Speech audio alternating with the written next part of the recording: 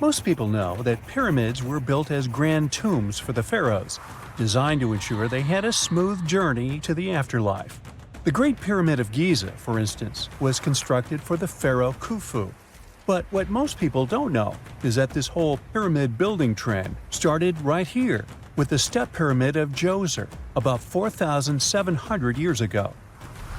This massive structure was built for Pharaoh Djoser, a ruler from Egypt's 3rd dynasty. It rises 7 layers high above the ground and stands about 200 feet tall. We think of it today as a phenomenal architectural project. But for ancient Egyptians, the step pyramid of Djoser turned out to be more like a massive experiment, a trial run, if you will, to perfect their building skills before they moved on to even more ambitious pyramids.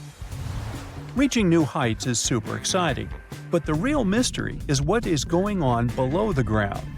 In this pyramid's underground labyrinth, there is a network of tunnels stretching about 3.5 miles long. And some researchers believe these tunnels might have been part of a sophisticated water system that could completely change what we think about pyramid construction. Let's talk about this massive complex located in Saqqara.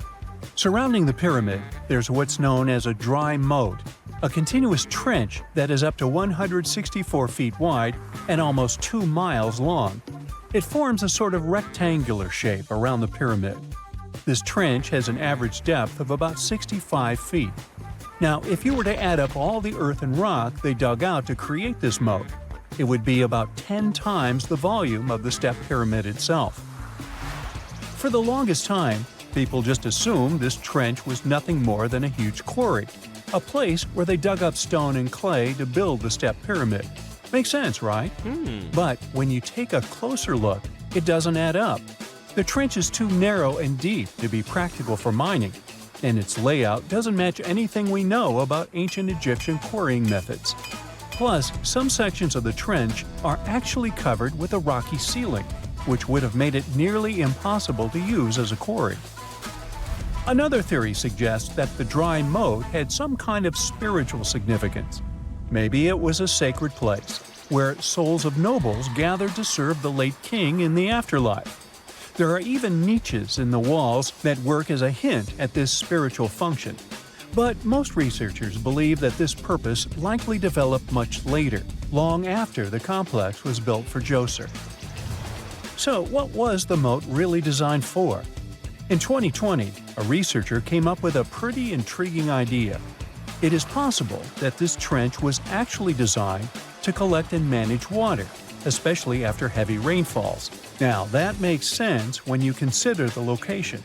The moat sits in an area that could easily have been flooded by runoff water from nearby plains. This could also explain why the trench wasn't used for new graves until much later when the climate became drier and less prone to flooding. The story becomes even more intriguing, as this trench appears to be part of a larger, more complex hydraulic system within the Djoser complex. It is like the trench has several compartments, carefully carved out of the rock and connected by tunnels. These compartments likely served as a part of a water treatment system, where water would flow from one compartment to the next, getting cleaner as it moved along. Now, here is where things start to tie into the pyramid itself. The Djoser complex has a series of underground shafts, and some researchers think that water from the moat's deep trench might have been used to power a hydraulic lift system, and this giant water-powered elevator could have been used to raise the heavy stones needed to build the pyramid. It worked like a volcano, but instead of lava, water did the heavy lifting.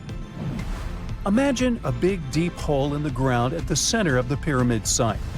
Inside this hole, there was a huge wooden platform, kind of like a giant raft that could move up and down. When the workers wanted to lift a heavy stone, they would fill the hole with water. As the water rose, the wooden platform started to float up, carrying the stone with it, almost like a giant water-powered elevator.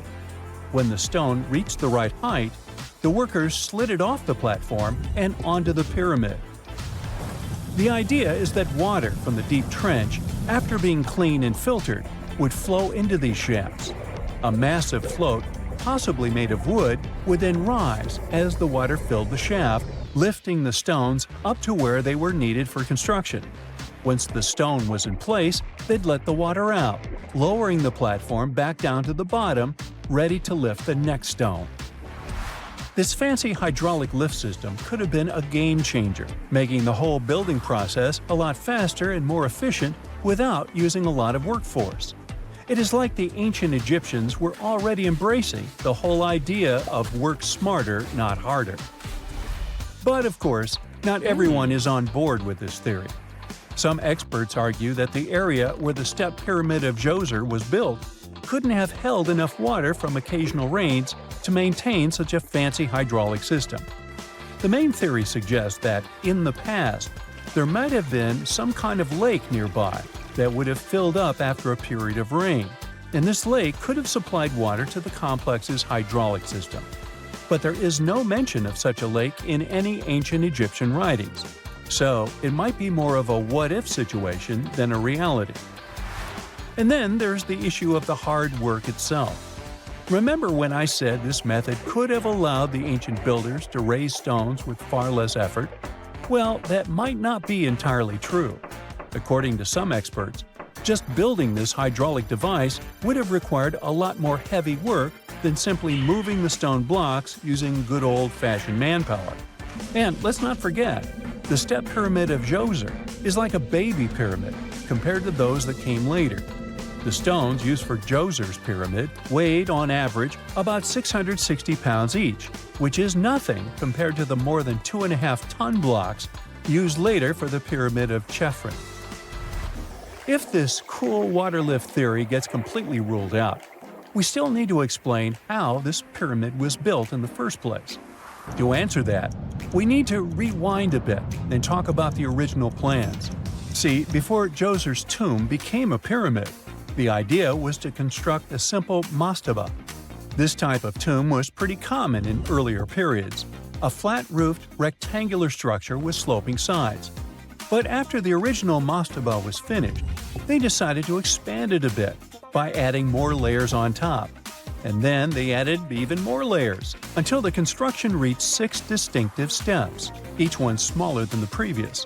And they probably did all this by raising those heavy stones using ramps, not a water-powered elevator. There is still so much we don't know about the step pyramid of Djoser. More research is definitely needed to fully understand how this system worked, or if it even existed at all. But the idea of using water to help build the pyramid adds a whole new layer to our understanding of ancient Egyptian engineering. It's a powerful reminder of just how clever and resourceful those builders were, using the natural landscape and the power of water to create one of the most iconic monuments in history. During the early 1920s, the world was mesmerized by King Tut. A British archaeologist, Howard Carter, discovered the young pharaoh's tomb in Egypt's Valley of the Kings, 1922. But the public wasn't only interested in gold and jewelry. The press wrote about the curse of the pharaohs. But was it true? Was an ancient curse really the reason everyone entering the pyramids lost their lives? At the time, this was the only explanation for a series of unexplained passings. The man present at the opening of King Tut's burial chamber, George Herbert V, Earl of Carnarvon, lived only 5 more months after the discovery. He had also sponsored the dig. In comes Sir Arthur Conan Doyle. You probably know of him, the English writer behind Sherlock Holmes. He claimed that an evil elemental caused the explorer's demise. He must have been joking, right? Unfortunately, no. The newspapers continued to blame the pharaoh's curse after every Egyptologist left this world. These are the scientists who study the ancient cultures of Egypt. The archaeologist who opened King Tutankhamun's tomb passed away full 17 years after the discovery. The reason for it wasn't a secret: Hodgkin's disease. Yet again, journalists around the world wrote of a curse. This was getting ridiculous. But science must have had a rational explanation, right? Well, it did. And that explanation was common mold. Harmful fungi, Aspergillus, can survive for ages in sealed tombs. When humans inhale them, there's a high risk of infection in people who have a weakened immune system. Today, doctors believe this is what happened to the unfortunate explorer more than a century ago. Scientists now know that this type of fungi grows especially well on grain. And King Tut's tomb was full of offerings in the form of baskets full of raw grain and bread. Researchers discovered other varieties of fungi on ancient Egyptian mummies. These molds can easily cause some nasty consequences for humans. The danger of rotting organic material is real. Just look inside your fridge. Any food leftovers you have there start to go off after just 3 to 4 days. You can imagine what happens to food in a sealed chamber after thousands of years. Food is just one kind of organic material. There is also wood. If you expose it to water or even moisture in the air, it starts to deteriorate. You don't have to travel to Egypt to see the effects of this process. Any abandoned building in your neighborhood can serve as an example. When a piece of wood gets wet and has no way of drying out, there is going to be damage. From fungi to wood-boring insects, the list is long. Rotten wood presents a huge structural issue. Beams and floor panels are all made of timber, so you better not go inside a failing building. You can easily lose your footing. But this is just the tip of the iceberg. The building materials since the time of the pharaohs have changed, but so have the dangers. One of the best examples is asbestos. Until the 1970s, most home insulation materials contained this substance. It was in everything, from boilers to soundproofing. This microfiber provided excellent heat insulation. But then, the United States banned asbestos in 1989. The UK did the same a decade later. The reason for it is that asbestos becomes a health hazard when it gets damaged. When humans inhale asbestos fibers, they can get seriously sick. Abandoned strictures are full of this material, and there is no one to maintain them. You see the danger now. Another material is also common in old buildings: lead. Ancient Romans used lead piping to channel spring water into their homes. They also cooked in lead vessels, which was probably not the wisest of choices. You see, lead and water don't go well together because of something called corrosion. But this problem isn't ancient. US officials banned lead piping only in 1986. That means that 7% of American households still have lead service lines. And this is not the only source of poisoning. Until the mid-1960s, builders used lead paint to coat woodwork. In abandoned buildings, this lead coating snapped a long time ago. Anyone who touches doors and windows will disturb this lead dust and inhale it. The dust particles are at least visible to an unaided eye. This is not the case for carbon monoxide. This gas has no color, so you can't see it. It has no odor, so you can't smell it. No way to detect a carbon monoxide leak at all. And how does this dangerous gas usually escape? Poor maintenance. Well, abandoned buildings have zero maintenance. 1 second, you could be exploring an old factory, and the next you could feel dizzy with and have a terrible headache. These are just some of the symptoms of CO poisoning, the less severe ones. But what is the source? All it takes is for an old boiler to finally give way after years of neglect. We've reached an important question. What is the main factor in air quality inside a room? If you are thinking the level of oxygen, try again. It turns out that oxygen levels drop by only 0.3% in 8 hours inside an airtight room. This is a room in which doors and windows are sealed with tape, so the decrease is even smaller in normal conditions. Oxygen isn't the main problem. The levels of carbon dioxide rise sharply inside a sealed room. This is the direct result of human breathing. We inhale oxygen and exhale CO2. Think of it as a waste gas. Normally it's only a tiny portion of the air we breathe, 0.04%. But in a sealed room, high levels of carbon dioxide will make you feel drowsy. And that's the last thing you need when inside a dilapidated building. Carbon dioxide will decrease your ability to think clearly. Researchers from Harvard did an interesting study in 2016. They had office workers come in 6 days in a row to complete a problem-solving test. During the week, they gradually raised the carbon dioxide levels in the mock-up office.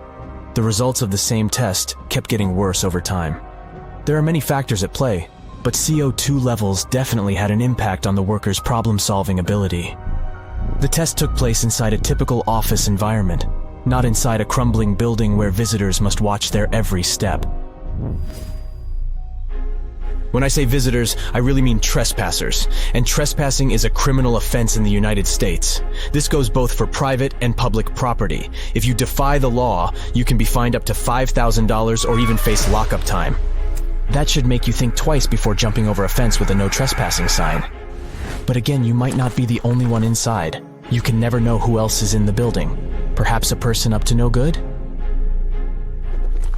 It doesn't have to be a person at all. Animals can pose a threat as well. You would be startled if you saw a rat, for example. But the poor animal would be scared as well.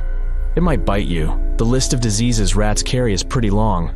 But rodents' teeth can cause other forms of damage. They grow constantly, so the animal has to constantly nibble on something to stop them from overgrowing. If you ever felt peckish at 1 a.m., you know the feeling. Electric cables are high on the rodent's menu. Abandoned buildings have plenty of those. Old wiring is dangerous on its own. Structures erected before 1984 often used wires made out of aluminum.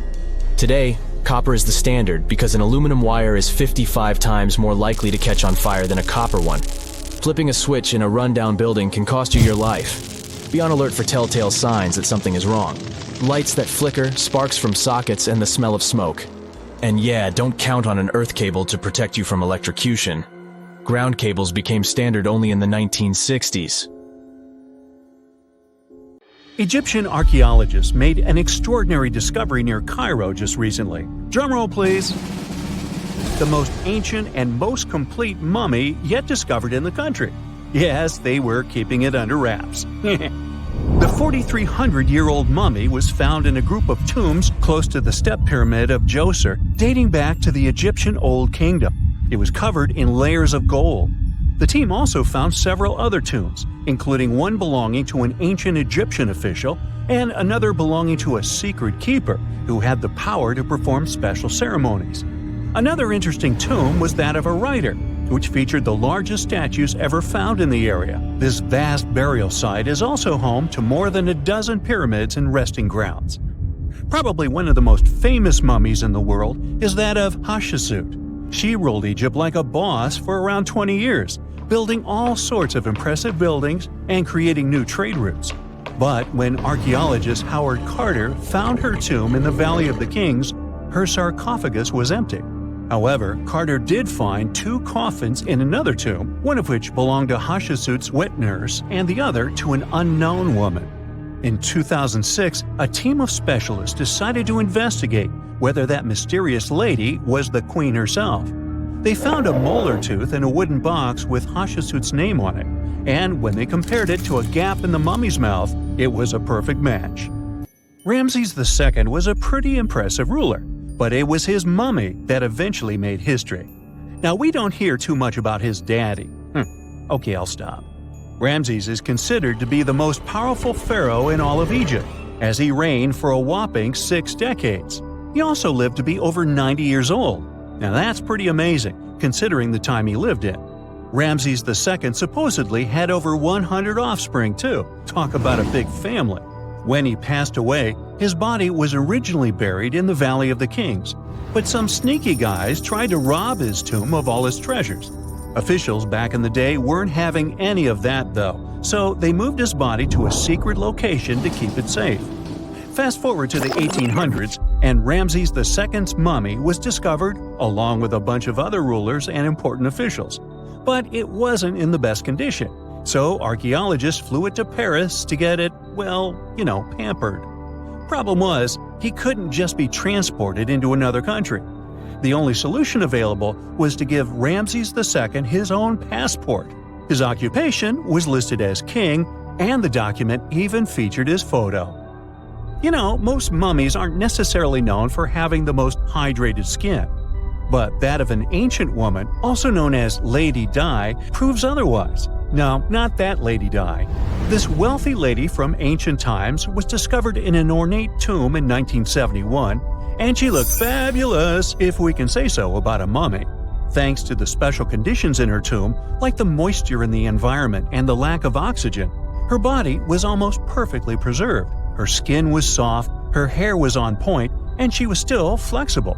The museum that now proudly displays her mummy also shows a ton of fancy items that were buried with her, like dinnerware and musical instruments. Archaeologists investigated the mummy further and discovered that she passed away from a heart attack at around 50 years old. Even though it hasn't been around for over 2,000 years, Lady Di is still making history. The mummy of Otzi the Iceman was discovered in the Alps in 1991. Austrian authorities initially thought he was a modern mountaineer because he was so well preserved. Turns out, he was actually from the Copper Age. He was found in a mountain pass over 10,000 feet above sea level. Through studying his mummy, we've learned so much about life in Copper Age Europe. For example, we know that he was a native of Central Europe and enjoyed eating meat. He also suffered from arthritis, narrowing arteries, and intestinal problems. But he likely used acupuncture and medicinal herbs to treat these conditions. And apparently, he was pretty handy with tools. He sharpened them just days before his untimely demise. Who knows if he was expecting trouble or just getting ready for some routine work. Now, King Tut and his story is most likely the one that made all mummies famous. This pharaoh passed away at the young age of 19, more than 3,000 years ago. But his mummy is still one of the most well-known in the world. When his tomb was opened in 1922, people went wild because it was still intact, unlike many other royal tombs. It had some seriously blinged-out coffins, including one made of solid gold. Not only did Tut's tomb give us a glimpse into ancient Egyptian history, but his mummy also taught us a lot about the time he lived in. DNA analysis helped identify his parents and revealed that the pharaoh had a rare bone disorder that might have made walking a bit tough. Now, Djoser is most likely one of the coolest mummies you'll ever hear about. He's like a time traveler from 5,000 years ago who's still looking fly with his golden hair and perfectly preserved nails. Djoser was discovered in Egypt and is believed to be the earliest known mummified body. Before people even knew about mummification, they used to place bodies in shallow graves in the hot, dry sand. And since the sand absorbed all the water, bacteria couldn't reproduce and the body was preserved naturally. Now, scientists are not sure if Djoser's preservation was intentional or not, but since he was buried with some pottery vessels, it's likely that whoever buried him knew some serious preservation techniques. If you want to meet Djoser in person, he's currently chilling at the British Museum. One Dutch art collector bought a statue from Asia and ended up finding a weird discovery. The statue contained a mummy hidden inside. Unfortunately, the body was too fragile to move, so they had to leave it there. The coolest part is that this mummy is over 1,000 years old and was on display for 200 years before being encased in the statue. When scientists did a CT scan, they found out that the mummy was filled with paper scraps covered in writings. Experts think he might have done this thing called self-mummification, which is a pretty intense process involving a special diet and tea that makes your body less prone to bacteria. Only a few people could handle this ritual, and those who managed to do that were seriously respected. No other Egyptian queen has baffled scientists and historians like the stunning Nefertiti. Based on her statues, she was known for her slender neck, wide eyes, and high cheekbones. Her name translates to "the beautiful woman has come." Talk about living up to your name, huh? Even though she wasn't a pharaoh herself, Nefertiti still managed to leave a lasting impression. Written records suggest that, as a wife and queen, she held an incredibly influential role. Because of her power, she was indeed admired, but she also managed to make quite a lot of enemies throughout her life. She was also related to King Tut, but not biologically. Rather, she was his stepmother. So far, locals have yet to identify her mummy, but that may soon change. A local Egyptologist who has been busy excavating tombs in the Valley of the Kings has found two mummies that he believes could be Nefertiti and her daughter. According to specialists, we may soon finally get a definitive answer about the identity of these two mummies. And if one of them does turn out to be Nefertiti, we could be in for a real treat. DNA analysis and CT scans of the mummy could give us the most complete and accurate image of the queen that we've ever seen. It's crazy to think that we've only scratched the surface of what lies beneath modern-day Egypt. Nefertiti ruled during a time of great power and prosperity in Egypt, but unfortunately passed away in a period of social turmoil, leading to her gravesite being lost. Now, where's my mummy? When you hear the word mummy, you might get a chill down your spine. That's because most of us associate this word with those creepy characters we've seen in some scary movies. But in reality, mummies have helped us understand a lot about ancient civilizations, their rulers, and about how people used to deal with losing their loved ones. The people most famous worldwide for their mummies are the ancient Egyptians. They believed that some sort of existence after passing away was possible, if certain conditions were met. That's why they insisted on preserving the human body through the process of mummification and placing the mummy in a furnished tomb, kind of like giving it a fully functioning apartment of its own. Why did they believe in this?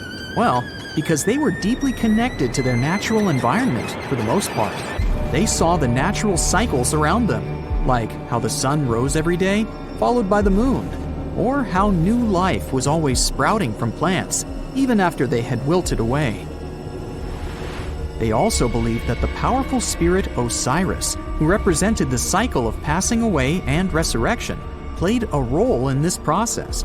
To prepare for the afterlife, the ancient Egyptians followed certain rituals, like mummification, which involved using materials like honey, resins, and incense to preserve the body. There's no other mummy more popular than that of King Tut. He was a young pharaoh who ruled over 3,000 years ago in Egypt. The problem with discovering ancient royal tombs is that most of such burial sites were previously robbed. People knew ancient rulers had been left with many valuable belongings, so those locations became vulnerable to thieves. When King Tut's tomb was opened in 1922, people were excited because it had not been robbed, like many other previously discovered royal tombs. That's how well hidden it was. Inside, his mummy was encapsulated in a total of 3 coffins, including one made of gold. The objects found in his tomb showed us what ancient Egypt was like, and studying his mummy also helped us learn about the culture and practices popular at the time when he passed away. We also learned about his family by looking at his DNA. Scientists were able to discover that he had had a disease called malaria and a problem with his foot that might have made it hard for him to walk. Ramses II was another pharaoh in Egypt who ruled for 68 years, which was quite a lot back in the day. He was known for his expansion campaigns and building projects. Many objects from his time as a ruler still exist today, including a large statue of him. Ramses II was about 6 feet tall and lived to be about 90 years old. After looking at his mummy, scientists concluded that he may have had a medical condition that affected his spine. Now, remember those thieves I mentioned before? They are probably the reason why Ramses II ended up in a plain coffin in a secret collection of royal mummies at Deir al-Bahari, which was rediscovered in 1881. Thankfully, archaeologists were able to identify him because his journeys had been recorded on his wrappings. The process was really tedious too. In fact, in ancient Egypt, the mummification process could take a staggering 70 days to complete. A special person would say a very specific speech while delicately handling the body and drying it out using a type of salt called natron. They also used linen and resin to make the body look more lifelike and to wrap it in cloth. The tomb was equally as important for ancient Egyptians. The walls of King Tut's tomb, for example, were adorned with intricate artwork that depicted his journey to the afterlife, from his burial procession to his passage through the underworld. The ancient Egyptians believed that everyone made this journey after passing away, and they filled their tombs with items and paintings to help the person in their spiritual travels. Additionally, the walls of the tomb were decorated with spells from a special book, which contained a collection of poems that the Egyptians believed would help people reach the afterlife. And speaking of how important this journey was, people also placed food in these ancient tombs.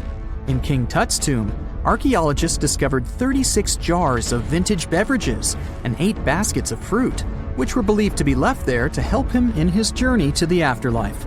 The Egyptians believed that traveling to the afterlife took a really long time, so they left a lot of supplies, such as food and water, to sustain their loved ones. Pharaohs also generally had numerous luxurious garments and beautiful jewelry in their tombs to ensure that they would have a fashionable journey. These items included various types of linen clothing, such as tunics, scarves, gloves, and headdresses, as well as a lot of gold jewelry with precious stones, like bracelets, buckles, pendants, necklaces, rings, and even precious depictions of insects for protection. Some were also deposited with fans made from ivory and ostrich feathers to keep them cool in the afterlife. Some ancient rulers were even placed in their forever apartments along with boats. For example, Pharaoh Khufu built the Great Pyramid at Giza as his tomb, and a large ship was found inside. King Tut, however, was buried with multiple boat paddles, but no actual boat.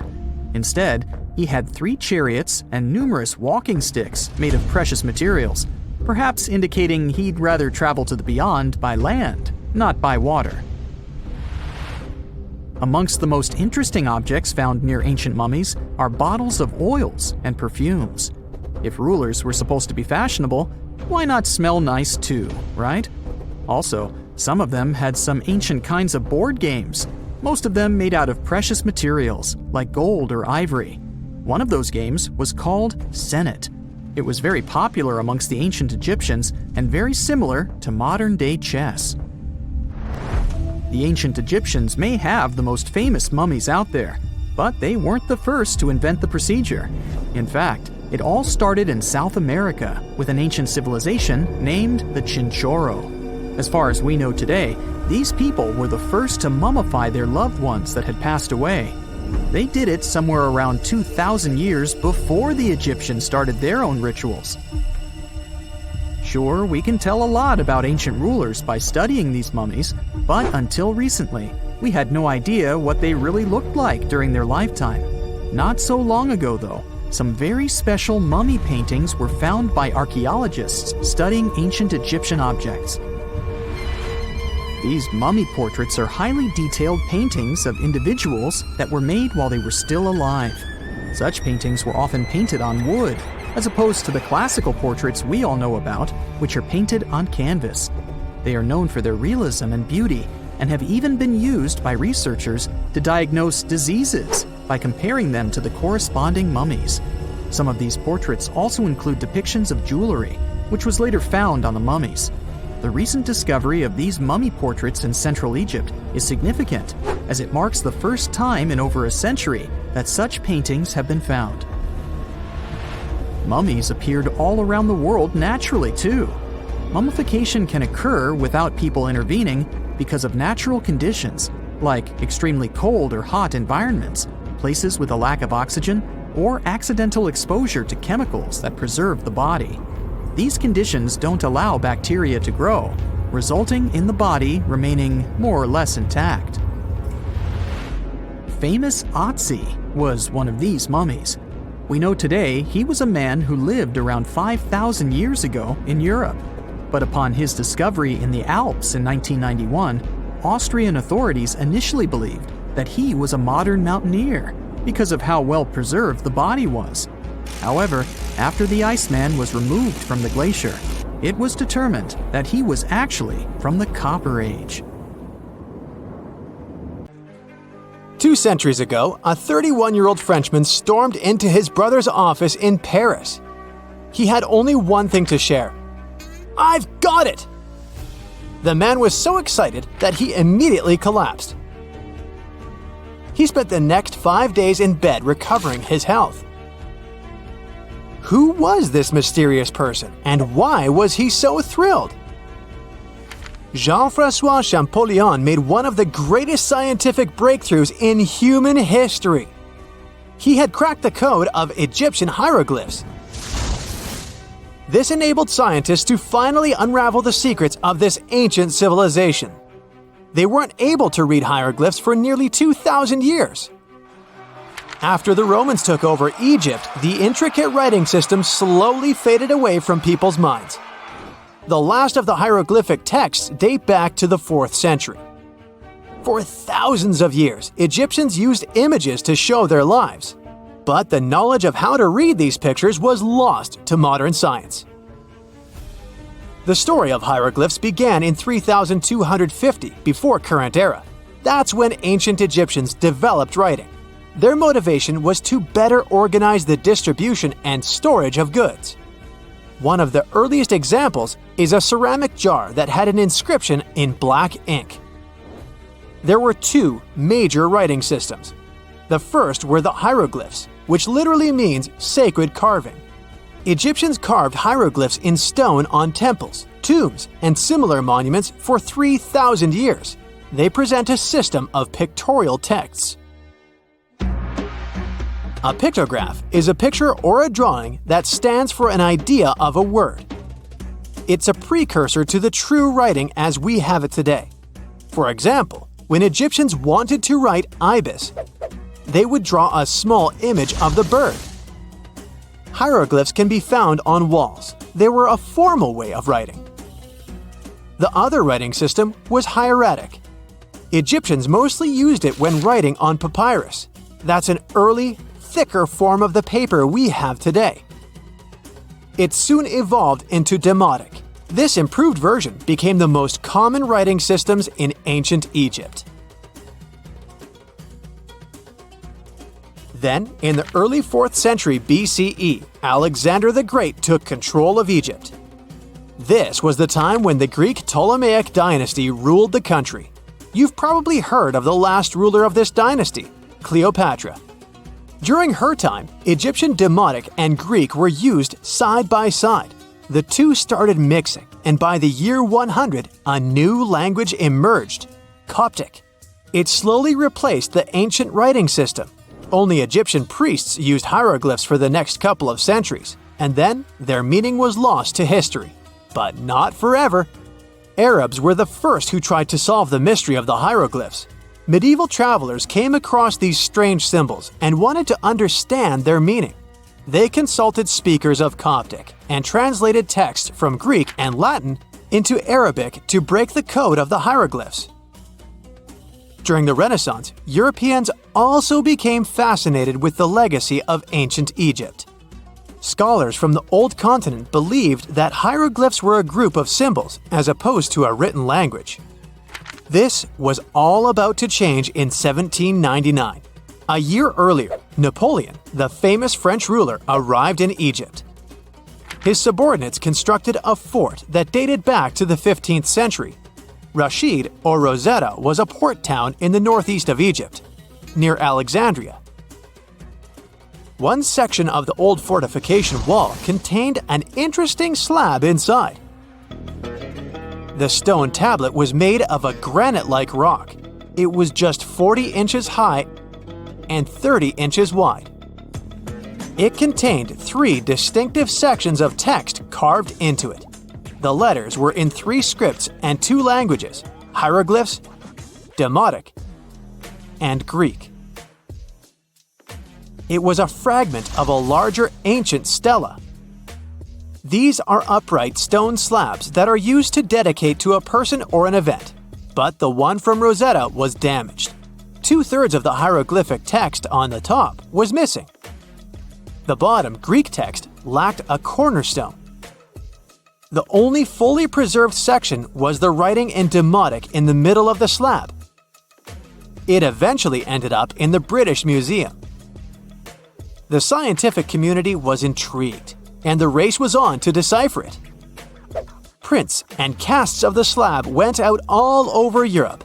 Scholars already knew ancient Greek, so in theory, this shouldn't have been so hard. The first people who saw the Rosetta Stone thought the process would take 2 weeks.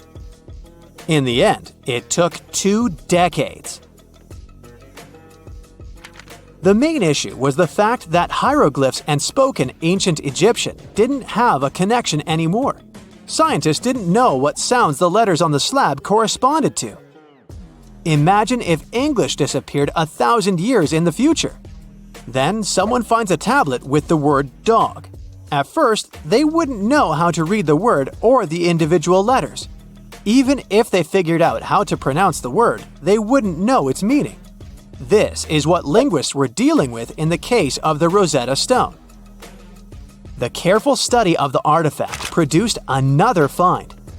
The texts weren't direct translations of each other. They both described the same event, but in different words.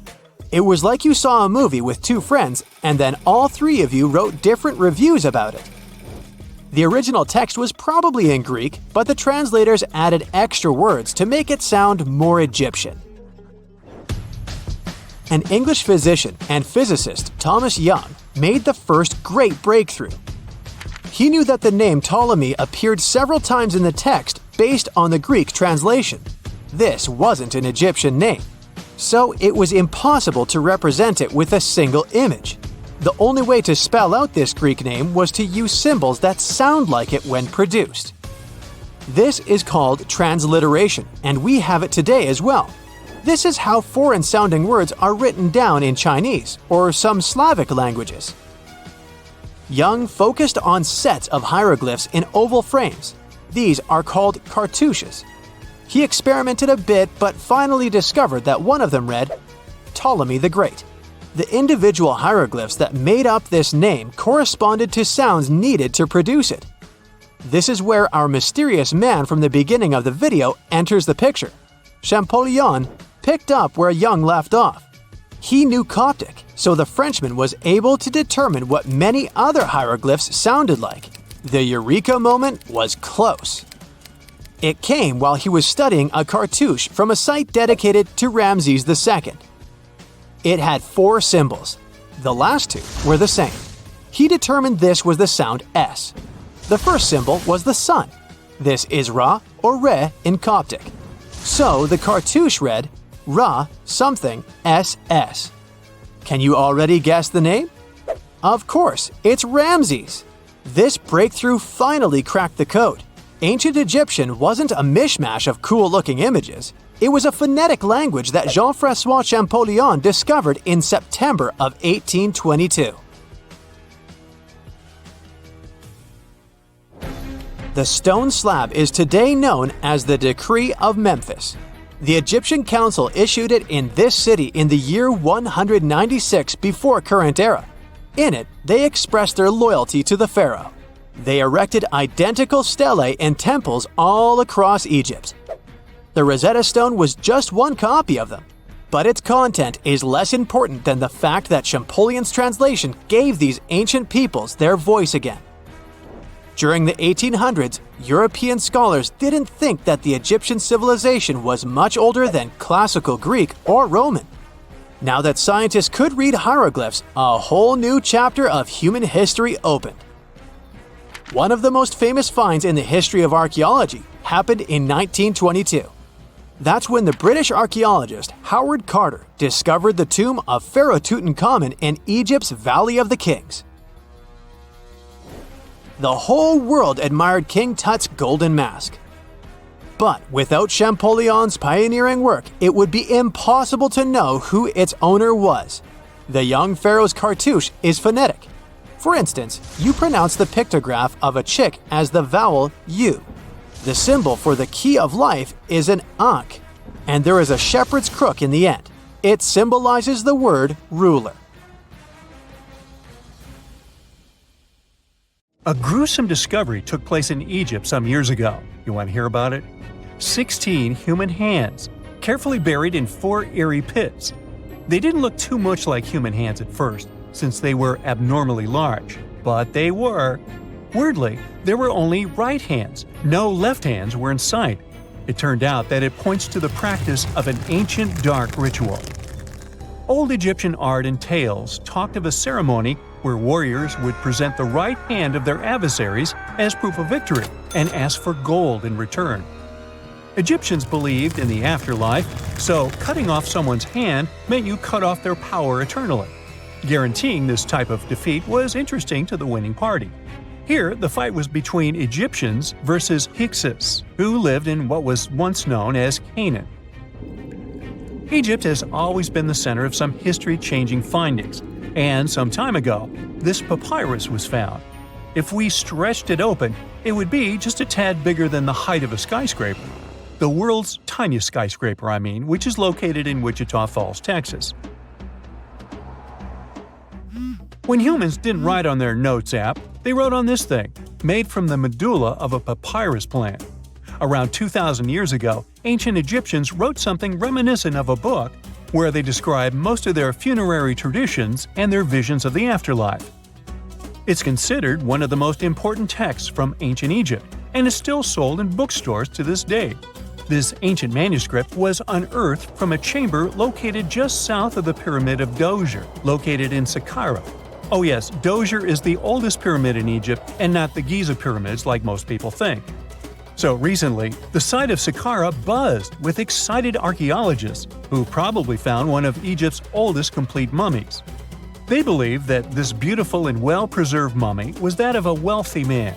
He was discovered in a deep shaft, covered in layers of gold leaves. There are many symbols that show he was an important and wealthy man, like the band he wore on his head, the bracelet on his chest, and the fact that he was embalmed with a tunic, which was reserved for Egypt's finest. The most exciting part of the entire discovery was finding the resting place sealed with mortar, just as the ancient Egyptians had left it 4,300 years ago. Now this may sound weird, but back in 2008, archaeologists discovered a missing pyramid.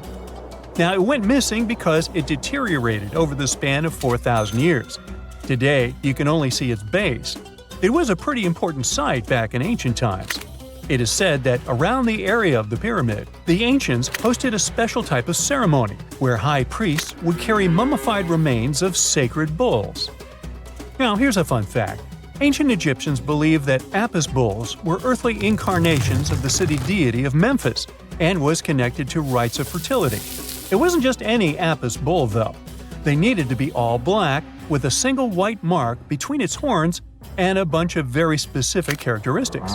They were selected by the local priests and honored until they passed away. After that, they were mummified and buried in underground galleries. Meanwhile, this missing pyramid sort of disappeared around the 1800s. It was a German archaeologist who first found it in the village of Saqqara. He called it the Headless Pyramid when he first found it. But then, years after the official discovery, the desert sand came along and covered the whole thing. There were some excavations between the 19th and 20th centuries, but they weren't too systematic. That's why scientists were so thrilled when they dug an entire pyramid's base after removing the 25-foot mound of sand that was covering it. Oh, and it turns out American archaeologists are excavating a cemetery in Egypt that could contain over 1 million mummified bodies. So far, archaeologists have dug around 1,700 mummies.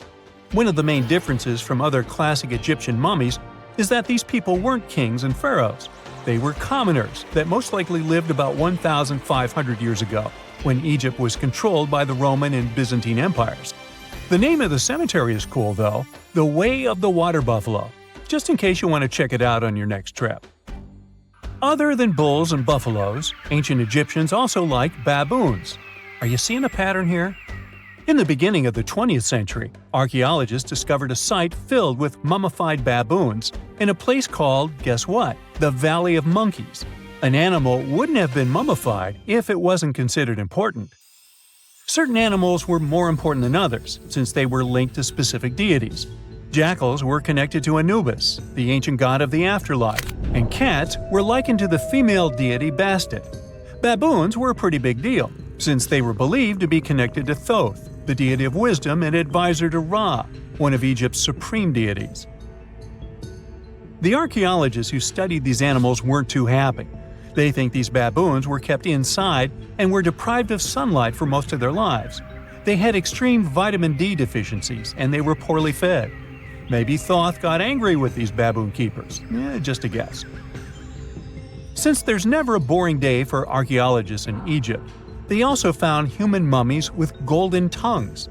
Since Egyptians were all about the afterlife, they believed that golden tongues might help a person speak once they pass to the other side.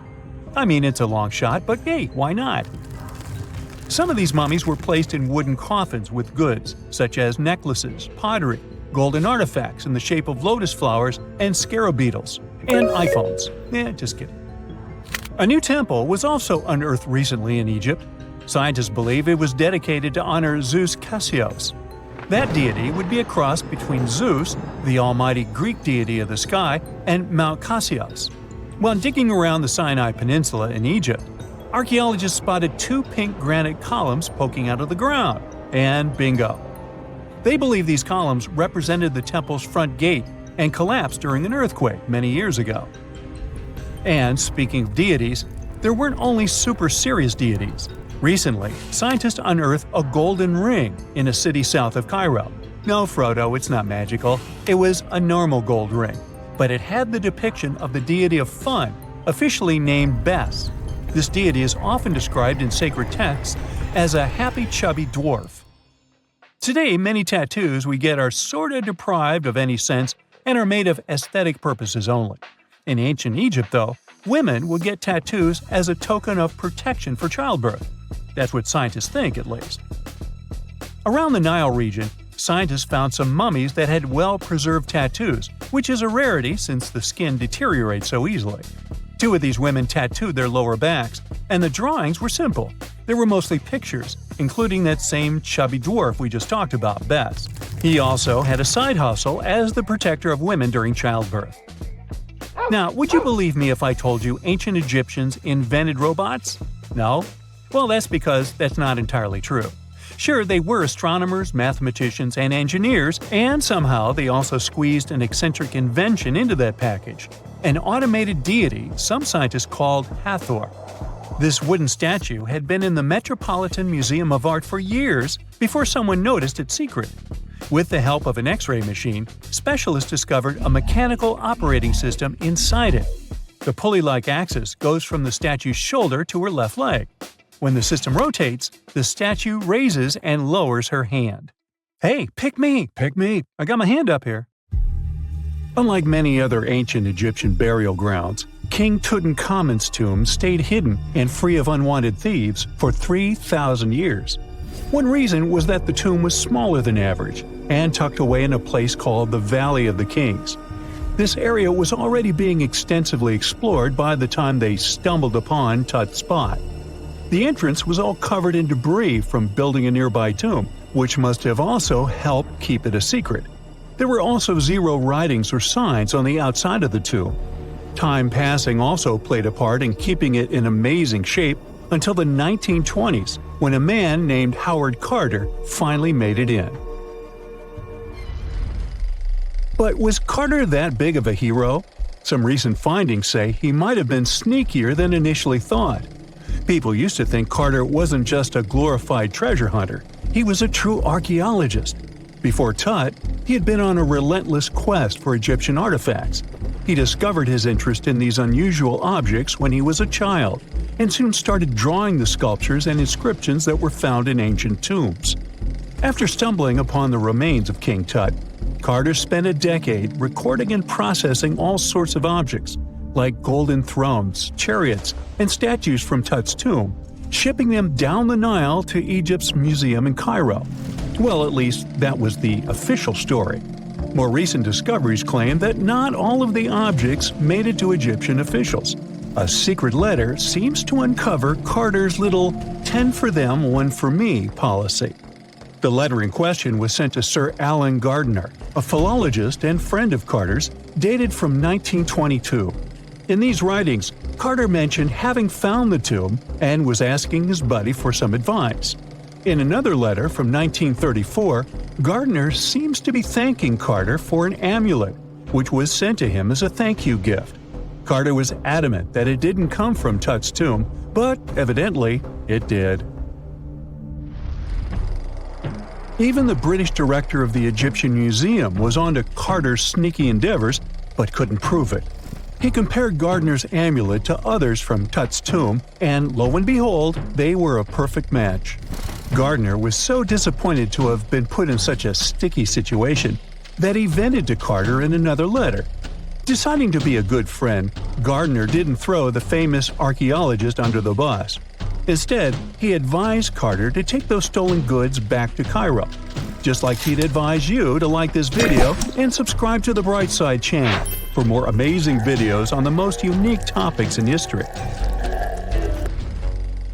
It's not the only shady piece of information on Carter's post-discovery behavior. In 1947, a man named Alfred Lucas, who used to work with a controversial archaeologist, gave some information in an obscure journal in Cairo. He claimed that Carter sneakily cracked open the burial chamber door himself. Then he sealed it back up like nothing had happened before the official uncovering. Now, why would he do that? Well, the same theory suggests that Carter and his crew might have entered the tomb early so they could get their hands on some ancient goodies. Obviously, these people couldn't risk having such objects sold while they were still alive, but made sure they were auctioned off after they passed. Carter, though, never confessed to anything. He made no official denial either, but the Egyptian government couldn't risk any more mysterious disappearances, so they prohibited him from entering the tomb for a while. Some have connected this apparent stealing to the curse of King Tut. If you've never heard of it, know that it became quite the scary tale soon after King Tutankhamun's resting place was uncovered. It claimed that anyone messing with the tomb of the boy pharaoh would face some serious bad luck. It's not all dramatic like a mummy going on an aggressive spree, but word got out that the people involved in disturbing King Tut's lair met some mysterious, untimely ends. The main untimely passing related to this supposed curse is that of George Herbert, the 5th Earl of Carnarvon. He was this British aristocrat who helped fund the search for the tomb. He passed away just a year after the tomb was opened. Now, people love to call it mysterious, but it turns out that Herbert was already in pretty bad shape health-wise when he got to Cairo, and he ended up getting taken down by a regular disease. Now, let's talk numbers. There were a lot of people linked to this tomb opening – security guards, archaeologists, and supporting staff. And sure, a few of them did pass not long after the tomb started receiving visitors. As much as we'd like this curse to be true for the sake of, good storytelling, statistically, if you have a bunch of people connected to opening a tomb, you'd expect some passings just by random chance. The average lifespan for those supposedly targeted by the ancient curse was more than 20 years after the spell was supposed to kick in. Herbert's daughter even lived until the 1980s, that's half a century later. And Howard Carter himself lived until 1935, a solid 16 years after the big reveal. Some have suggested that the whole curse was nothing more than a careful PR strategy. You see, when Tut's tomb was found, Howard Carter wanted to make a priority out of keeping nosy reporters away, so he might have come up with a curse hanging over anyone entering the boy king's resting place. But what was stolen from King Tut's tomb anyway? Well, some jewelry to begin with. It might have been snatched by Howard Carter himself, according to a French specialist. He did some intensive research by looking at old pictures taken from inside the tomb back in the 1920s. He compared those images to various objects from museums and auction houses. He soon started to piece together the whereabouts of some of Tut's jewelry. First up, there's this collar that used to be on Tut's chest. It was all broken into pieces, and some parts went via Carter to the Nelson Atkins Museum in Missouri. Meanwhile, other bits ended up on a necklace owned by some unnamed people who tried to sell it in 2015 but failed. Even the Nelson Atkins Museum agrees, as they've confirmed the information on their website. Then there's a headdress piece. Some beads from it that once belonged to Tut apparently got stolen by Carter too. They were also strung into a necklace and are now being held at the St. Louis Art Museum. Another fancy collar made out of glazed ceramic magic spent some time at the Met, far away in New York. Thankfully, it was sent back to Egypt a bit over a decade ago. This seems to have been, as you'd expect by now, also stolen by Carter. Missing artifacts aside, King Tut still gave a ton of amazing objects that helped us learn more about this incredible ancient culture. Starting with the famous burial mask. It's this massive 21-inch gold art piece with semi-precious stones and glass paste. It weighs 22 pounds and showcases the boy pharaoh with a long beard and a headdress with a cobra and vulture. On the back, there's this spell from an important ancient Egyptian spiritual book. that's supposed to make sure it works just as well in the afterlife. Tut was also apparently a board game enthusiast. They found 4 board games in his tomb, some made of ivory. Archaeologists also found a pair of gold sandals, though you'd imagine they were more for show than for comfort. In fact, the pharaoh probably never wore them in his lifetime. Now, speaking of fashion items, it turns out Tut was quite the fancy ruler. They even found a mannequin in his tomb that was used to pick out, adjust, and store his outfits and jewelry. The boy king seemed to have also enjoyed some music, based on the 2 trumpets historians found in his tomb. Though they were played back in 1935 in a BBC broadcast, the instruments are today considered too fragile to be maneuvered.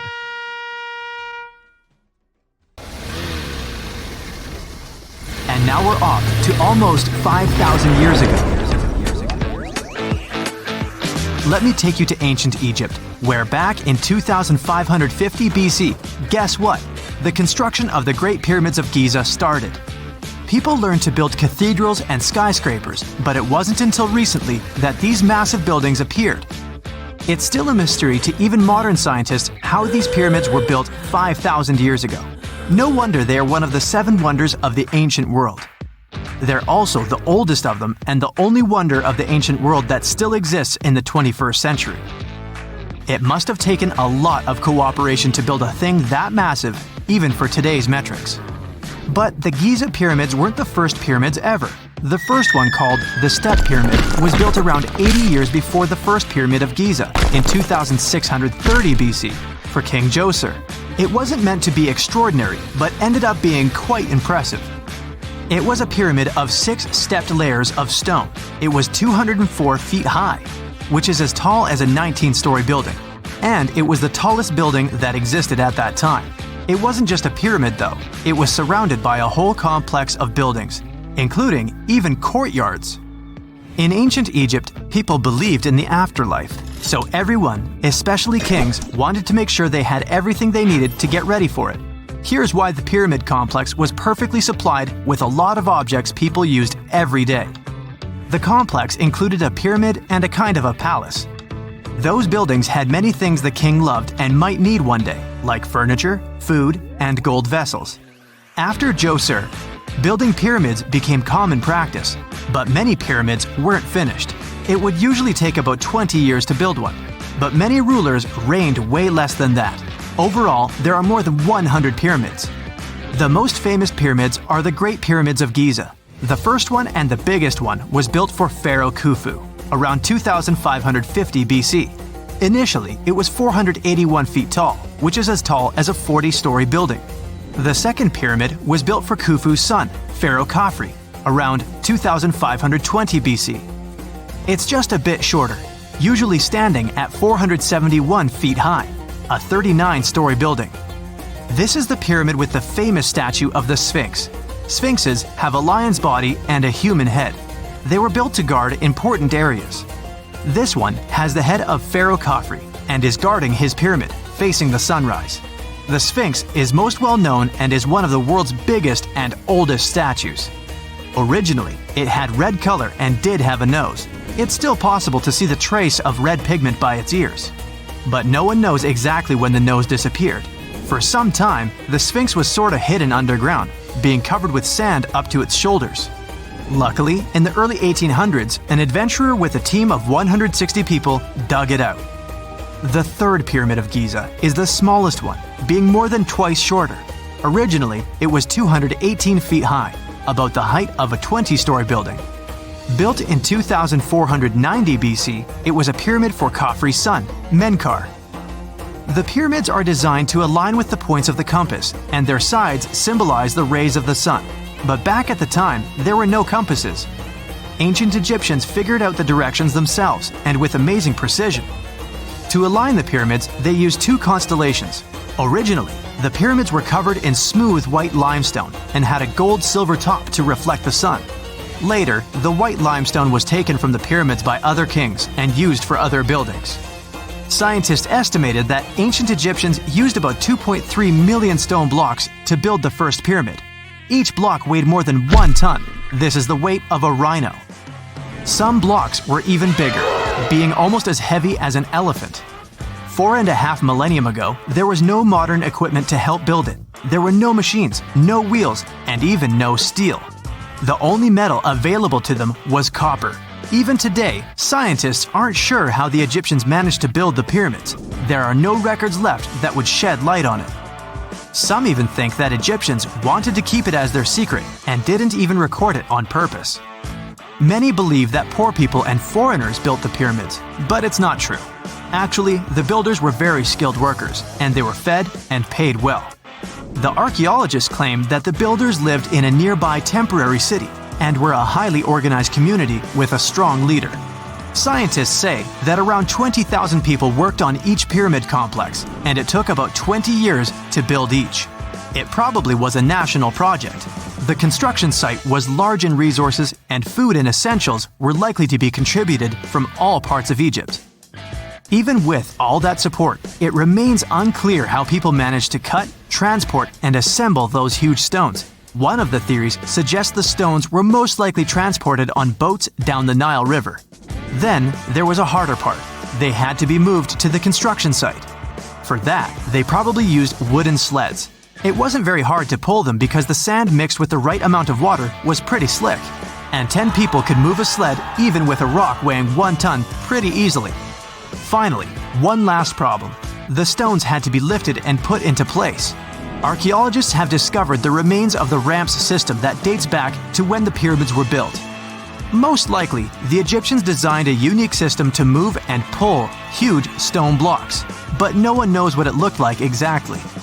The most common opinion is that there were several ramps around the pyramid to help move the blocks. The ramp was growing with the pyramid getting higher. They suppose people were walking up the stairs, pulling the stone on the wooden sled up in the middle on the sandy ramp. But this is just one of the options. Others say that the ramps were going around the pyramid. Some say the ramps were inside the pyramid. But we'll never know for sure, and it'll forever remain a mystery, just like the ancient Egyptians wanted.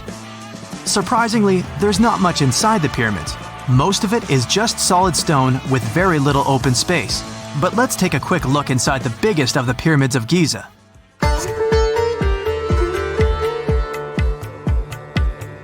From the entrance, there are 2 stairs, one going down and the other one going up. The descending one takes you to a chamber located underground.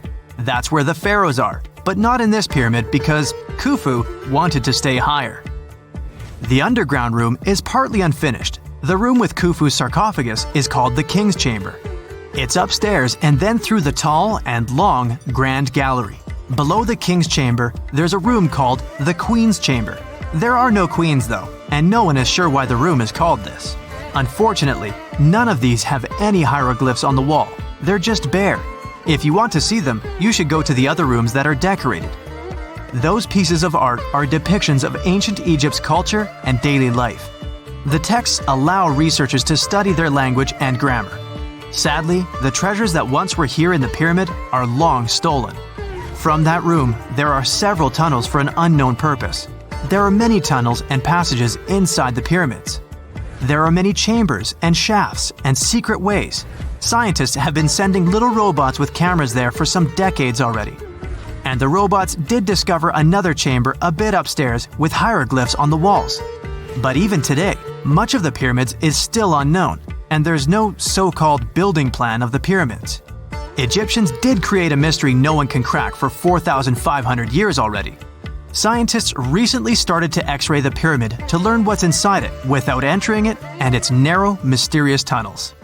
Imagine working 7 days a week on a large-scale construction site. You, along with thousands of others, carry millions of stone blocks and put them on top of each other according to a complex system. You work without modern construction equipment. You have no air conditioning or constant access to water. It's so hot outside that you can fry eggs on the road. You've been building the pyramid for decades, and now, when it's finally done, you enjoy the result of the colossal work of thousands of people. You're looking at a giant cultural monument of global value that will freeze in time and amaze people for tens of thousands of years. A few thousand years have passed. People in the 21st century see the pyramids and are like, wow, I can't believe humans have built this. Yeah, the people who built the pyramids wouldn't have appreciated such a theory. But actually, there are reasons to believe that people built it using some fantastic technology. From the outside, it seems the Great Pyramids are just big triangles of stone. People just put some heavy blocks on top of each other, and that's it. In fact, the design seems too perfect to be true. The pyramid consists of more than 2 million blocks. They lay so close to each other and are so even that you couldn't squeeze even a thin sheet of paper between them. Scientists still can't figure out the exact technology for building the Egyptian pyramids. One of the biggest and most famous is the Great Pyramid of Giza. This huge construction, well known all over the world, has one big secret. There should be a capstone on top of the pyramid. It's a triangular-shaped stone block, a small pyramid on top of a huge one. It's also called a pyramidion. The builders of ancient Egypt made it out of granite and limestone and covered it with gold. No records or old drawings prove that there was a pyramidion at the top of the Great Pyramid of Giza. But there's another ancient Egyptian structure with such a triangle, the Red Pyramid. It was built before the Great One, and its capstone has survived to this day. Archaeologists have found and reconstructed it. But where could the capstone of the Great Pyramid be? It's a mystery that still has no answer. Some are sure that some thieves have stolen it from the top. Maybe they just climbed up and pushed the pyramidion down. It makes perfect sense. The capstone was probably the most valuable element of the pyramid. Many scientists and archaeologists still don't know its exact purpose. Some believe that this peak covered with gold glorified the pharaohs. The capstone reflected moonlight at night and illuminated the entire space around it. During the day, the capstone reflected sunlight with its shiny surface. You could have noticed it from afar. The top of the pyramid was a kind of guiding star for lost travelers. All other stone blocks of the pyramid consist of limestone. People polished them to make them look shiny. In the past, they were even glowing and reflected light. You could see glowing pyramids from space, although they looked like tiny lights.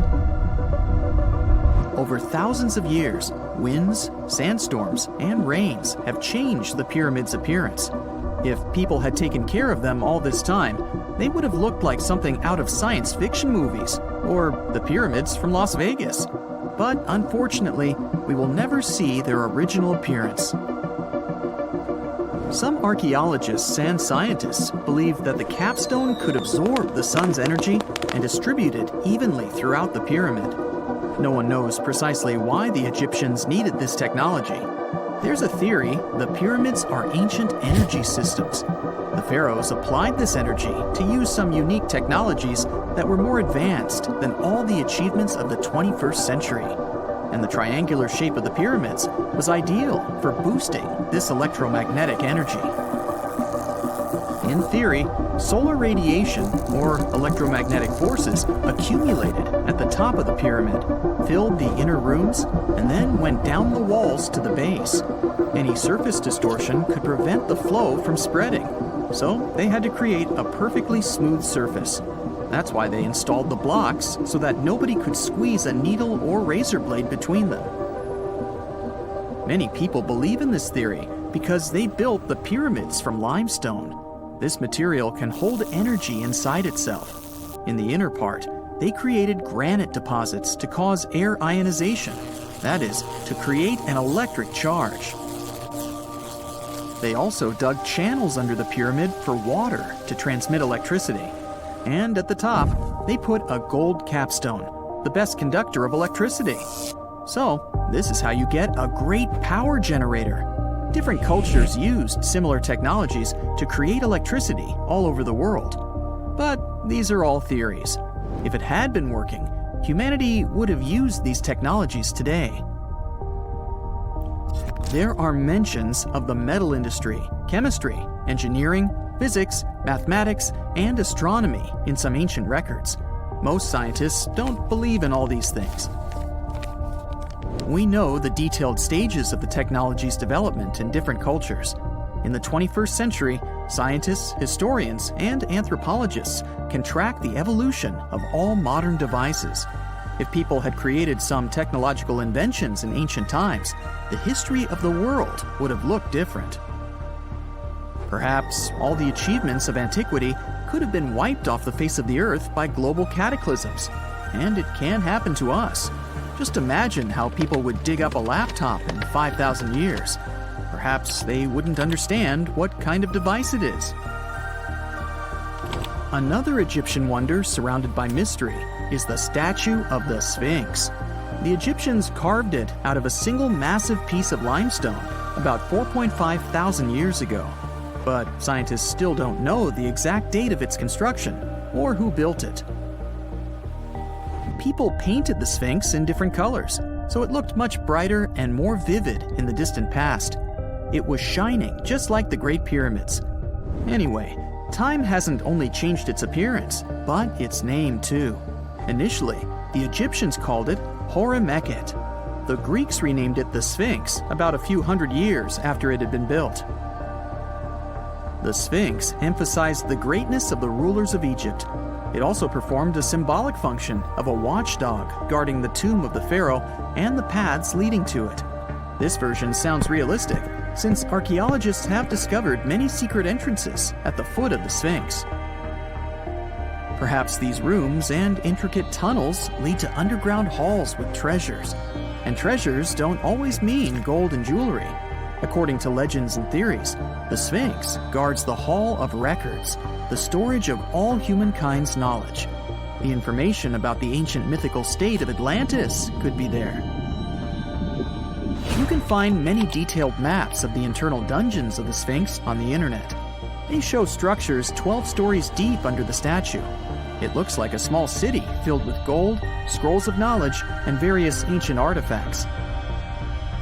But don't believe all these maps. These are just theories. Several thousand years have passed, but people have very little information about it. Archaeologists know that there are still many strange and exciting things about the Sphinx that are still undiscovered. Some locals are afraid to research because they believe they can awaken something terrible from the underground depths. Therefore, it's mostly scientists from other countries who conduct the excavations. In 1998, scientists discovered strange tunnels leading to empty rooms under the Sphinx. They realized that some people tried to get there through tunnels in the past, and maybe those people took all the treasures that were there. One of the legends says that some powerful artifact lays beneath the Sphinx.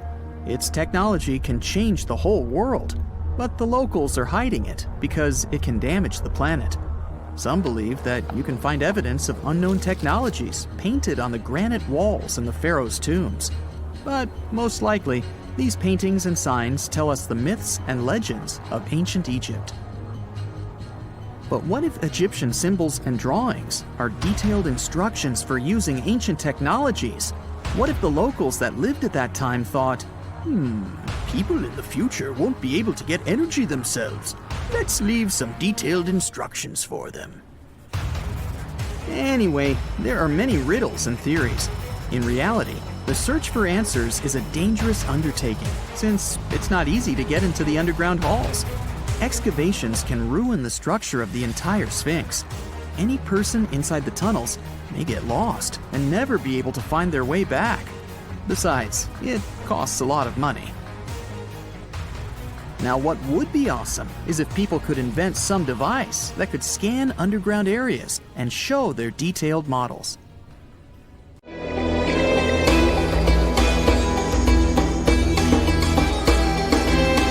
The Great Pyramid was created as the final resting place of ancient Egyptian monarch Khufu. According to legend, French leader Napoleon entered the Great Pyramid and came back out looking shaken and super pale. He never revealed what he saw inside, but whatever it was is said to have affected him for the rest of his life. When Napoleon entered the pyramid, he would have walked through a super tight and ascending passageway. He'd then go through another passageway, known as the Great Chamber. This corridor would have been much taller than the previous one and would have cobbles too. He then reached the King's Chamber, the centerpiece of the Great Pyramid, which was lined with huge blocks of granite. But it wouldn't have looked as grand as we might imagine. There are no hieroglyphics decorating its walls, as Egyptians only began decorating the burial chambers of pyramids much later on. The pharaoh's tombs deep inside the pyramid would have also been filled with treasures, from chunks of gold to the world's most expensive jewelry. But this would have all been looted a long time ago. The only thing that probably would have been left in there would have been a huge sarcophagus, which would have once contained the king's mummy. He'd also have to walk past the queen's chamber. This room most likely didn't hold any queens though, as pyramids were usually only built for one person. There are mysterious tunnels leading from here. To this day, no one is really sure what they're there for. And that's not the only mysterious and creepy thing Napoleon may have encountered, as stories of pharaohs leaving ancient curses on pyramids go way back. Many pyramids had warnings written on the outside, telling of horrifying things that would happen to those who entered and disturbed the peace. We might not know what exactly Napoleon found in the Great Pyramid that scared him so much, but we know for sure what was found in Tutankhamun's tomb. Tutankhamun was an ancient Egyptian pharaoh who was only 8 or 9 years old when he took to the throne. He became a cultural phenomenon when his tomb was discovered almost completely intact in 1922. His pyramid sits in the Valley of Kings in Thebes, modern Luxor, which is in Egypt. Unlike the Great Pyramid, Tutankhamun's tomb was covered in beautiful wall decorations. The walls told the story of how he would travel to the afterlife through the underworld. Egyptians believed all people would have to take this journey, so they would fill their tombs with objects and paintings to help them get there. There'd also be spells painted on the walls. They believed this would help people pass over to the next realm. The journey would be pretty long, and for that reason, the ancient Egyptians would also fill the pyramids with food. Tutankhamun's pyramid was filled with 8 fruit baskets. They even found something called gingerbread fruit in there. The rooms were jam-packed with furniture, statues, clothes, and staffs, amongst a whole bunch of other things. You'd likely find a lot of clothes and expensive jewelry in the pyramids as well. The ancient Egyptians wanted their ancestors to travel in style to the afterlife. They put Tutankhamun in his final resting place with over 50 pieces of clothing, all of the highest quality. There were tunics, scarves, gloves, and headdresses, and a ton of jewelry. Bracelets, pendants, necklaces, rings, and scarabs for protection were all found inside. Each of them was made of gold or precious stones. There were also fans made of ostrich feathers to keep the old pharaoh cool in the hot Egyptian sun. But the temperature inside the pyramids never actually went above 68 degrees Fahrenheit. The ancient Egyptians developed a super cool air conditioning system that we don't fully understand even today. Tutankhamun's pyramid also contained 130 walking sticks made from ebony, ivory, silver, and gold to help him on his journey. There were 3 chariots hidden away in case he got tired of all the walking. They also put 11 boat paddles inside, but there was no sign of any boat. The pyramids would be littered with the pharaoh's favorite scents and perfumes. During the excavation of Tutankhamun's pyramid, it quickly became clear that it had been robbed during ancient times. There was damage to doors and traces of oils left in empty jars. It looks like someone raided the pyramid for gold and the scents, perfumes, and oils that had been left for King Tut. There was still a bit of perfume, which was made from coconut oil and frankincense, left in one bottle. It seems like Pharaoh Tutankhamun loved board games. There was an ivory traveling set of Senet in his pyramid. Although we don't know for sure exactly how to play it, we have figured out it was sort of an ancient Egyptian version of backgammon. It looks like it was a 2-player game where the goal was to knock your opponent off the board. Not really sure who Tutankhamun's mummy was supposed to play with though. The ancient Egyptians had some rituals that may seem pretty strange to us. For example, they used to shave their eyebrows off if they ever lost a cat. So it's not too surprising they put some really weird things inside pyramids. Archaeologists discovered a collection of mummified cats and scarab beetles in pyramids that date back more than 4,000 years. They were found in the pyramids of Saqqara, which is south of Cairo. They also found a bunch of makeup kits and mirrors inside. Makeup was worn proudly by both men and women in ancient Egyptian times. Eyeliner was the most popular cosmetic. The Rosetta Stone was one of the best discoveries ever made in pyramids.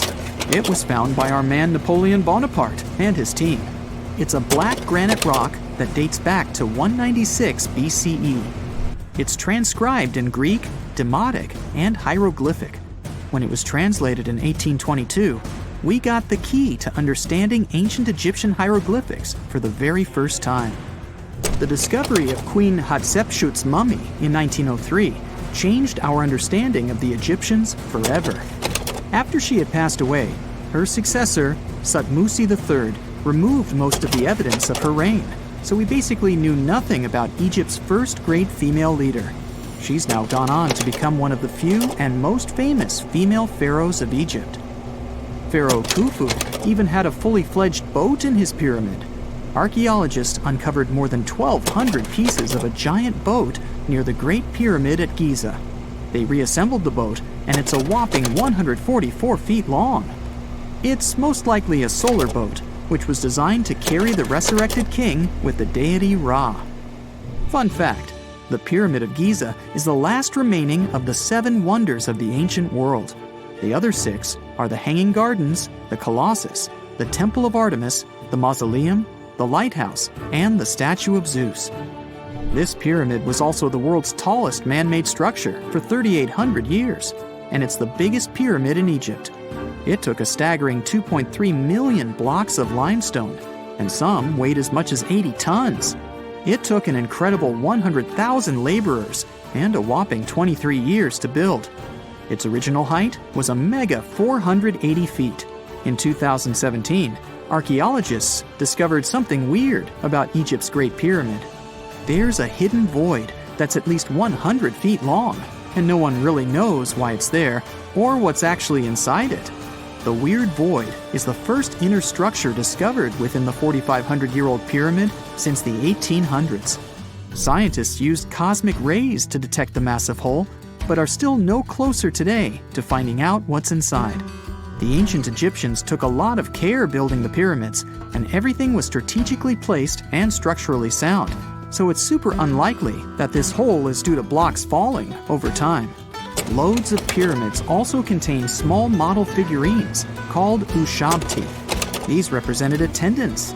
They believed they would come to life to serve the pharaohs in the afterlife. But it's amazing that all this stuff actually fit inside.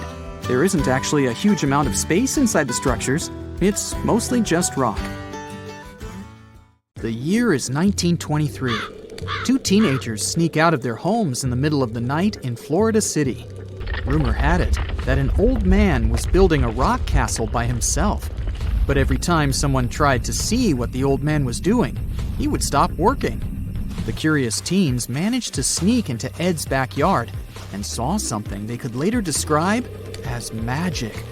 They recalled seeing rocks moving around like helium balloons. The old man was moving up to 30 tons of stone by himself to build his castle. Even if he didn't allow anyone to see him working, he would proudly talk about it around the town. But whenever people asked how he was building a stone castle all on his own, he simply answered, "I cracked the secret of the pyramids." This story begins in Latvia, Edward Leedskalnin's home country. Edward was born in a small village on January 12, 1887. He was born in a family of stonemasons, which is probably where he learned ancient techniques of building. However, he grew up as a sickly boy, which meant he could never carry much weight or undergo heavy physical activity. At the age of 26, an unfortunate turn of events determined Ed's fate. The love of his life broke off their engagement, and heartbroken Ed decided to move to the United States. He lived in a couple of American states before finally moving to Florida, where his life's adventure started. Ed spent years searching for the right spot of land to build his dream house. He always rejected good farmland. When people wondered why, he only smiled. Finally, when he bought land of his own, it was deemed terrible by his close friends. The soil was bedrock. He could neither plow nor farm it, but it seemed perfect for what he was seeking to build. Ed's close friends would often describe him as eccentric. When asked why he wanted to build a house, he would only say, "It's for my sweet 16. Someday she's coming back." Then, he'd change the topic of the conversation. It took Ed about 30 years to finish Coral Castle, and he did it all by himself. He would only work under the cloak of night and never let anyone see what he was doing. The completed Coral Castle embodies a number of unsolved mysteries. If you were to visit the site back then, you'd have to go through a 9-ton, 8-foot-tall revolving gate door that even a kid could push with just one finger. Ed was so proud of this door that he originally named the site Rock Gate Park. It was renamed Coral Castle only much later, after Ed's passing. Once inside, visitors would access the incredible wonders of Ed's constructions: towers, mystic symbols, furniture, and swing sets, all made entirely of monolithic blocks of stone. The stones are set on top of each other, using only their weight to keep them together. And believe it or not, the entire park gathers around 1,100 tons of stone. Today, if you visit Ed's living quarters, you'll even see the simple instruments he used to construct all of this: chisels, hammers, ropes, and pulleys. The type of work he did is difficult even with modern-day equipment, let alone without it. Coral Castle's main mystery lies in how Ed managed to do it. The only photograph of Ed Leedskalnin at work shows a simple leverage structure of a chain hoist attached to a wooden tripod. The tripod was made of old telephone poles with a small wooden box on top. What was in the box is, of course, a mystery. Unfortunately, he took his secrets with him, not sharing the truth of his work with anyone else. Yet, not all is lost, as there are many theories and speculation surrounding what could have happened there. One theory says that there is a harmonic grid inside the Earth's surface, something that would create anti-gravity spots around the globe. It's believed that Coral Castle was built in such a spot. This could explain why it took Ed so long to find land that pleased him. Maybe what he was looking for was a place that allowed him to experiment with anti-gravity forces. Yet, whenever Ed talked about his work, he would say he understood the laws of weight and leverage, and, sure thing, that he had cracked the secret of the pyramid builders. And what secret is that, you might ask? According to Ed himself, it has to do with magnetism. He even published a pamphlet called Magnetic Current. There, he explains that every object has magnetic particles inside of them. A person just needs to understand where they are located inside such objects. This way, objects can be lifted and moved around without much effort, just like moving something heavy underwater. Researchers say that if we assume Ed Leedskalnin and the pyramid builders used the same technique, then it would only have taken 4,700 workers to build the Great Pyramid of Giza, instead of the 20,000 to 100,000 that is currently estimated. But this story just keeps on getting more and more mysterious. In the late 1920s, Ed was finishing the construction of Coral Castle in Florida City. Rumors about his work had spread around town. People said Ed was hiding a stash of money somewhere in his living quarters. One night, a group of men waited until Ed was alone and broke into the castle to rob him. They couldn't find the money and, luckily, didn't harm Ed. But in the following days, he decided that it was best he moved out of that land.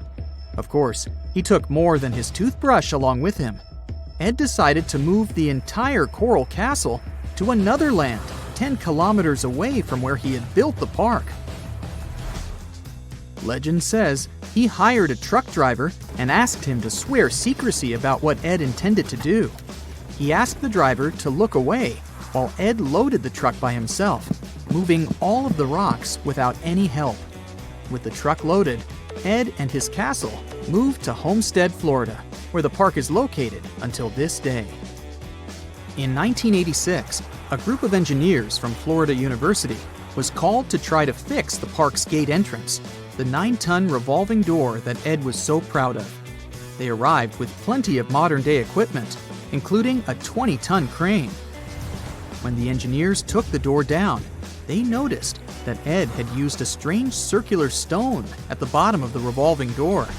The engineers couldn't understand how this frisbee-sized rock could withstand 9 tons of weight without breaking into pieces. They sent the rock to the geology department at the University of Florida, but the geologists simply returned the rock, saying they couldn't find a match of this rock in their databases. They couldn't determine its origin. The engineers put the 9-ton gate back into place, trying to use other techniques. At first, it didn't work without the base rock Ed had originally used. So, they had to cut the gate rock to make it work as a revolving door once again, proving that modern-day technology couldn't replicate what Ed had done single-handedly. Fast forward to 2011, and another man claimed to have cracked the code of the pyramid builders and Ed Leedskalnin himself. Wally Wallington, a retired construction worker from Lapeer County, Michigan, has managed to build using similar techniques to those used by Ed. Wallington is known for having built his personal Stonehenge in Michigan. He is said to have used simple machines, such as levers and counterweights, moving around multi-thousand-pound concrete blocks. Unlike Ed, Wallington has shared his techniques with the public. Multiple videos are showing the clever engineering he built from very simple materials. It sure is impressive. The man has moved his entire barn into another property just with the help of simple tools. However, there is no way to prove that these were the same techniques used to build Coral Castle. To this day, the secrets of Coral Castle haven't been unraveled. But hey, we can always keep trying to solve it.